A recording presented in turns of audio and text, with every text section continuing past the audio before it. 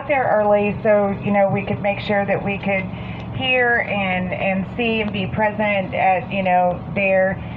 And I don't think that we have been to a committee hearing that, well, maybe not that full, but that his presence there and his lies spewing out of his mouth caused a physical reaction. I mean, it did with Mickey too. I mean, we were vibrating.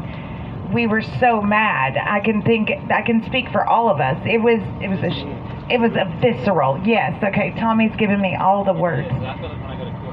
Yeah. I mean, when finally I got up, because he's just lying over and over again, and then when he does happen to have to tell the truth, it is about atrocities committed against the American people.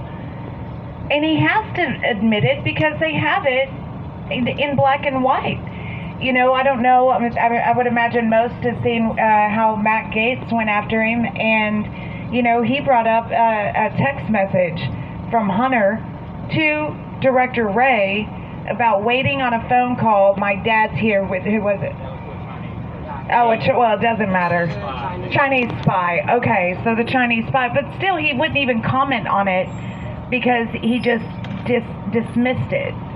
Well, he can sit there and lie in front of the American people, and you have Jan 6ers telling the truth in court, and they're getting convicted by literally the hundreds at this point, and considered delusional because they believe that there was a stolen election, and they believe that President Biden is installed, and they believe in our country.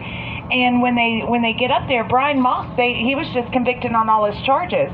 Well, it's really hard to sit there and stomach all that and listen to his lies and know that he is culpable in the death of Ashley Babbitt, Roseanne Boylan, Brian Sicknick, Kevin Greason, and Benjamin Phillips. He is culpable in that.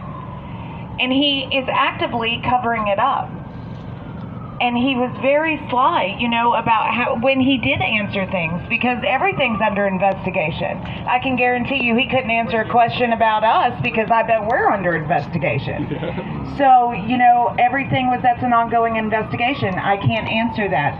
I don't have the numbers here in front of me. Sir, you're the director of the FBI. But what he could say was that they arrested 31 sex traffickers last month. But what he couldn't say was that they arrested 43 Jan 6ers. In the month of January. Exactly, which we said behind his head there. We did, because, he is literally right there. But I think, Professor Clemens, you can comment on the fact how different it is sitting in that committee hearing and seeing how the vibe in the room, really. And, I invite everyone, if you can come to the corner, if you can get to D.C., I invite you to come during the 2 weeks that they have hearings going on. And you go in and you see this process and you get to see and feel how all of this works, and go to the courthouse.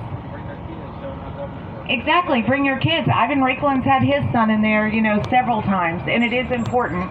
And it is so important to really bear witness and look at these people in their eyes and let them know, shame on them. I believe that was Mickey's words today. It was one of the things that really ticked me off was when he sat there and tried to pretend like he didn't know who Matthew Graves was, like he had the vaguest knowledge of who Matthew Graves was. And, Matthew Graves is the one that makes sure that he prosecutes the January 6ers to the hilt, while he lets 67% of violent crimes go unprosecuted in this city because he's busy going after the mega grandmas. And I know he knows full well who Matthew Graves is, but he's like, but yeah, he doesn't believe in quotas. So the fact that they said they were looking to arrest another 1,000 J6ers, he has no knowledge of that fact either. Tommy, you made me forget what I was going to say.